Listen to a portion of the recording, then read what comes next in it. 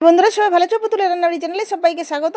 আজ আমি ছোট বড় সবার প্রিয় ম্যাঙ্গো ফুটি বা ম্যাঙ্গো জুসের রেসিপি নিয়ে চলে এসেছি। আমি তো রেসিপিটি কীভাবে বানাবো আমি দেখতে হবে। রেসিপিটি আমি খুব সহজ সরলভাবে বানাবো যাতে সবাই বানাতে পারে। তার জন্য আমি 1 কিলো আমকে ধুয়ে নিয়ে চলেছি।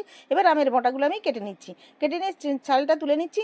তুলে নিয়ে এবার আমি একটা পাত্রের মধ্যে ছাঁকনি দিয়ে দিচ্ছি। ছাঁকনির মধ্যে আমি আমের কাঁধগুলো বের করে নিচ্ছি। প্রথমে সমস্ত আমের কাঁধগুলো আমি বের করে নেবো। এর মধ্যে আমি একটু টক ভাব আম নিয়েছি, কেন ফুটির মধ্যে একটু টক আম থাকে, টক ভাব থাকে। যদি টক মিষ্টি আম নেই একদম, তার মধ্যে একটু কাঁচা আম দিতে, দেখুন কাঁচা আম দিচ্ছি না বলে আমগুলো নিয়ে আমি করছি। দেখুন আমি সমস্ত কাঠগুলো পাত্রের মধ্যে নিয়ে নিয়েছি, ছিলড়াটা ফেলে দিচ্ছি। এবার গ্যাস জ্বেলে কড়া বসেছি, কড়ার মধ্যে চিনি দিয়েছি 1 বাটি।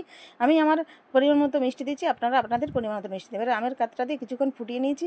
দেখুন বেশ ঘন হয়ে এসেছে, চিনির রসও মরে গেছে, আমের রসটা মরে গেছে। এবার এর মধ্যে লেবু রস দিয়ে দিলাম আর বিট লবণ দিয়ে মিশিয়ে নামিয়ে নিলাম। আমি কোনো কেমিক্যাল দিচ্ছি না বা ভিনিগারও দিচ্ছি না। এইভাবে লেবু রস দিয়ে রাখলে বেশ কিছুদিন নর্মাল ফ্রিজের মধ্যে স্টোর করে রাখা যায়।